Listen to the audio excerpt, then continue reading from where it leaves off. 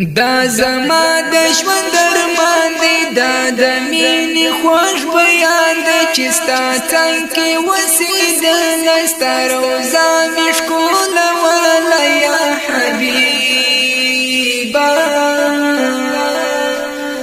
مسافر وای په کلونو برخمن ستا له فیضونو، ستا حرم وای محترم وای زما زړه لره مرهم وای یا حبیبه. اوچت شان دی رب درکړی کائناتو یې ستایلی، ته یې روح د مړه قومونو یې ژوندون د ولسونو یا حبیبه. و امت دستر انعام ډېر اعلی بلند مقام نوم دی خور دی لوړ دی شان دی پتا ښکلی ټول جهان دی یا حبیبه.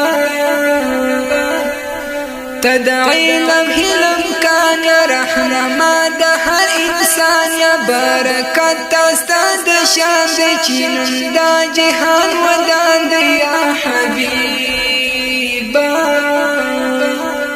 تراوړیا د ژوند لاره ته د عدل یسا لاره، ستا وجود په دې جهان کې لکه لمر پس په اسمان کې یا حبیبه.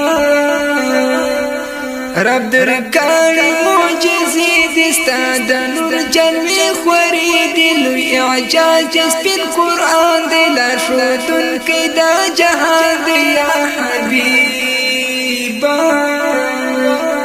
ستر قانون دا عدالت دی هر بیان یا حقیقت دی، اساسی د ژوند قانون دی دا د زړونو پیوستون دی یا حبیبه.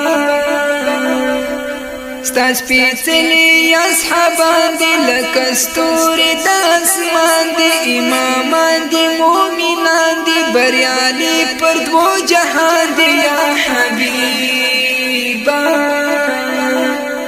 عاشرا مباشران دي په جنت کې میلمانان دي، دین یې خپور کې په جهان کې په ښارونو او بیبان کې یا حبیبه.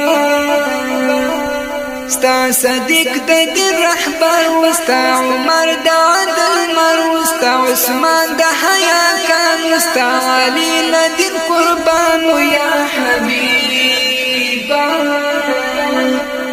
ابن عوف عبدالرحمن ډیر مضبوط پر خپل ایمان، ستا امزا سر د غازیانو دی سردار د شاهدانو یا حبیبه. څومره خوږ دا ستا صفات پکښې یې رب لذات، ته سالار یا د شاهانو مهربان پر مسکینانو یا حبیبه. اسوالات سلامونه پر تا وایم تل درودونه، شفاعت غواړم حسیم ګنهکار ستا عمر یم یا حبیبه. اسوالات سلامونه پر تا وایم تل درودونه، شفاعت غواړم حسیم ګنهکار ستا عمر